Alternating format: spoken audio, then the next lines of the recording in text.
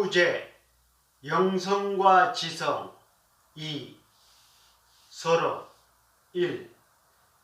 성경의 일반적 관점에서 영성과 지성에 대해서 알아볼 때 기독교인이자 작가요 박사인 이어령 교수는 딸의 삶 속에서 찾아온 위기를 통해 절망 가운데에서 이 사건들을 통해서 인간의 이성과 합리성으로는 도저히 이해할 수도 도달할 수도 없는 지성의 한계를 경험했다고 증언했습니다. 그리고 그분은 영성을 통해서 초월적인 존재인 하나님을 만날 수 있었다고 간증했습니다. 그리고 또 다른 신학 교수인 배정훈 교수는 지성을 하나님의 계시를 듣는 인간의 이성을 강조하고 영성은 하나님의 계시를 듣는 인간의 영과 직관, 감정을 강조하는 지성과 영성을 인간이 하나님과 소통하는 데 필요한 능력을 준다고 설명하였습니다. 그리고 이성과 합리성 중심으로 발전해온 서구 역사는 현대사회에 이르기까지 영성을 또 직관을 감성을 무시하는 경향이 있었으나 현대사회에 이르러 지성의 한계점을 드러내므로 그 결과 기독교는 오늘날 많은 문제의 해답을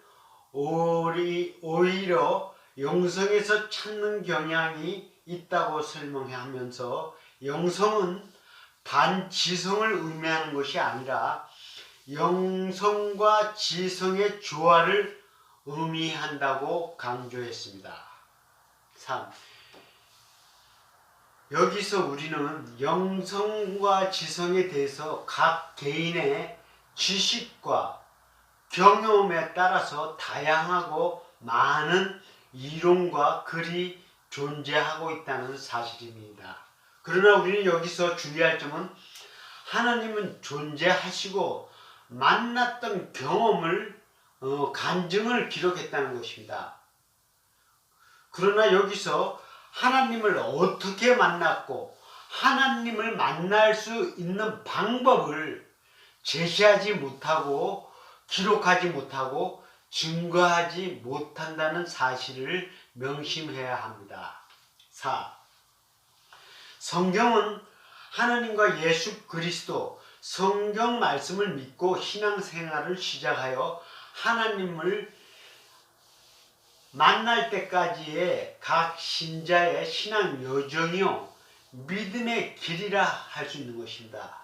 여기서 우리가 착각하기 쉬운 점은 하나님께서 세상과 인간과 각 믿는 자, 신자를 위해서 예수님과 성령님을 보내신 후에 신앙 여정의 최종적인 도착점에서 하나님 아버지를 만난다는 사실인 것입니다.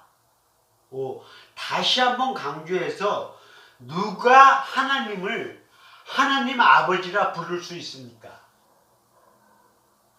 성경의 외면적 지식으로 하나님의 존재와 그분의 역사를 경험하고 또한 예수님으로 인해 성경 말씀의 일부분을 알 수도 있고 성령님의 역사로 말씀의 능력과 신적 능력이 존재함을 깨달을 수 있으나 하나님 아버지와의 만남이 아니라는 사실을 우리는 여기서 알아야 한다는 것입니다.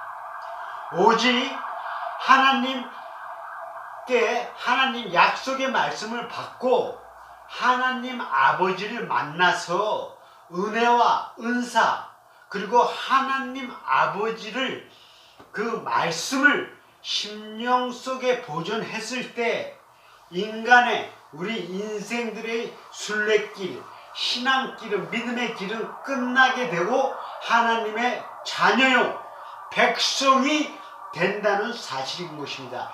이것이 바로 성경의 진리이고, 이때 영성과 지성이 분리되거나 나누어지지 않고 함께 동행한다는 것입니다. 이것이 바로 영성과 지성의 조화라 할 수 있다는 사실인 것입니다. 본론 1. 요한은 영성뿐만 아니라 지성도 아주 탁월한 분이라 할 수 있습니다. 요한은 성경 기자로서 작가적 능력이 우수하고 현란하다고 말씀할 수 있다는 것입니다. 그분의 요한계시록 가운데서 많은 신적 세계의 경험을 인간의 언어와 생각으로 기록하였습니다. 알파요, 오메가요, 생명수 강이요, 아마겟돈, 마라라타, 그리고 그 계시록에 등장하는 많은 숫자들 가운데 전번주에 14만 4천 명의 입맞은 자의 숫자를 설명하였고, 이번에는 계시록 13장 18절에 나오는 666 숫자에 대해서 그리스도인의 관점에서 자세히 살펴볼 때 보고자 합니다. 이 요한의 이론과 해석을 요한의 말과 글로 설명하자면, 즉 요한의 글을 요한의 이론과 해석으로 시도해 보고자 합니다. 계시록 10장 10절에 내가 천사의 손에서 작은 책을 갖다 먹어버리니 내 입에 꿀같이 다나 먹은 후에 내 배에는 쓰게 되더라는 말씀이 있습니다. 여기서 우리는 한번 짚고 넘어갈 점은, 성경은 하나님 아버지를 만난 후 신앙 체험을 신적 세계에서 발생했던 사건과 이야기들을 인간의 언어와 인간의 생각으로, 그리고 이 세상과 인간을 대상으로 비유로 기록한 문서라는 것입니다.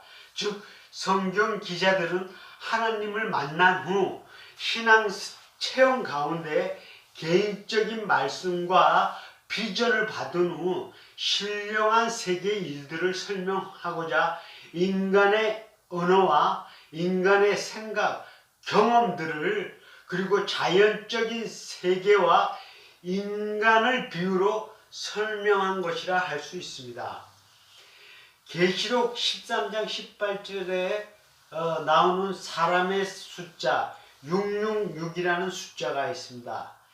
다시 한번 얘기하지만 요한은 작가적 재능과 상상력이 풍부한 사람으로서 신적 세계의 일들을 영적 세계의 개인적 경험들을 신비한 용어, 즉 영적 의미가 담긴 말과 글로, 문장으로 생생하고 현란하게 설명한 것이라 할 수 있습니다.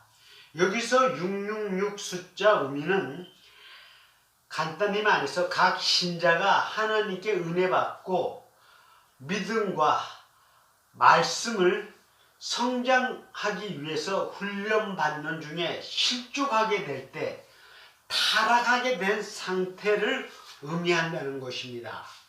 다시 한번 666 숫자의 의미는 영적 세계에서 하나님께 은혜와 은사, 말씀을 받은 후에 이 자연적인 세계에서 믿음을 성장하고 성숙시키는 훈련 과정 중에, 즉 자연 세계에서 우리 육체적인 생활 가운데서 다양하고 많은 사건과 문제들을 만나게 될 때 반드시 성경 말씀에 따라 실천하여 하나님께로부터 은혜의 선물로 받은 이 말씀들을 잃어버리거나 도적질 당하지 않고 심령 속에 잘 보존해야만 한다는 사실입니다.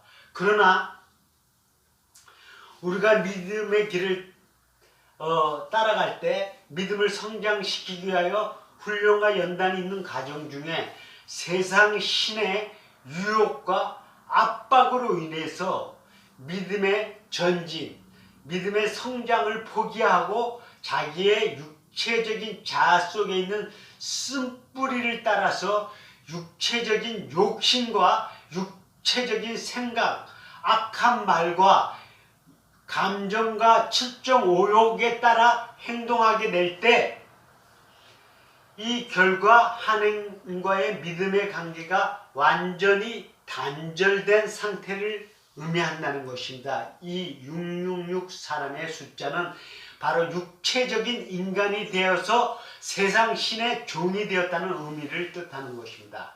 따라서 계속 하나님의 은혜와 말씀을 받지 못할 경우에 세상 신의 종, 불의의 병기, 죄의 몸으로서 교회의 성장을 방해하고 또 믿음이 연약한 자들을 거짓말과 또 유혹과 실족시키고 거짓말과 악한 꾀로 하나님의 나라를 대적하는 마귀의 종, 하나님과 전혀 관계 없는 자가 된 것을 의미한다는 것입니다.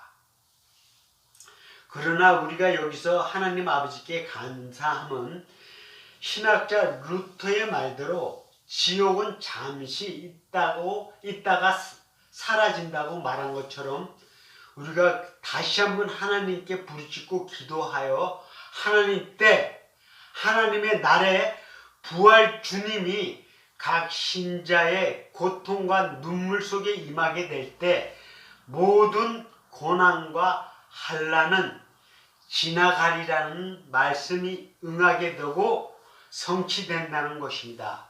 그러므로 여러분들은 믿음의 전진을 위해서 그 나라를 바라보면서 바로 계속 믿음이 성장할 때 666 숫자의 시대, 666 숫자가 의미하는 불의의 시대요 악한 시대는 지나가게 되고 최종적으로 지옥문은 닫히게 된다는 사실인 것입니다. 결론. 오늘 유다를 위한 교회는 계시록에 등장하는 666 숫자의 의미대로 불의의 시대, 환난과 고통 가운데 눈물 가운데서 하나님 아버지의 살아계심과 그분의 도우심을 원하는 자들, 그리고 영성과 지성을 바르게 알고 인생의 새로운 비전과 소망과 꿈을 소유하기 원하는 자들에게 시간과 공간을 초월하는 바로 신적 능력을 소유한 하나님의 말씀, 여러분의 모든 문제와 또는 여러분을 실제적인 구원해 주시는 하나님의 말씀 순복음을 선포합니다. 날마다 아침에 눈을 뜰 때마다 주기도문 묵상 기도를 통해서 하나님 아버지를 만나서 그분으로부터 세임과 지혜를 얻은 후에 생활 가운데서 육체적인 영역에서 다양하고 비록 많은 문제와 사건을 만날지라도 여러분이 지금 알고 있는 성경적 감사 기도를 실천함으로 지금은 낮은 수준의 정보 수준의 지식의 성경 말씀들을 믿음으로 계속 실천할 때 바로 여러분의 실행하는 자들의 영에 기록되고 성령으로 속사람이 능력으로 강건케 되며 그리고 이 말씀들이 여러분의 생각 속에 능력과 기적으로 살아서 활동하고 그리고 여러분의 몸의 체질화 바로 여러분이 분명히 인식하고 알 수 있는 말씀의 인격으로 생활할 때 바로 예수님의 온유하고 겸손한 마음을 소유하게 될 때 날마다 내 잔이 넘치나이다의 신앙 고백을 할 수 있게 되고 이때 바로 영성과 지성을 바르게 알고 이해하는 그러한 날을 꿈꾸는 여러분이 되시기를 주님의 이름으로 하나님 아버지의 이름으로 축원합니다. 할렐루야.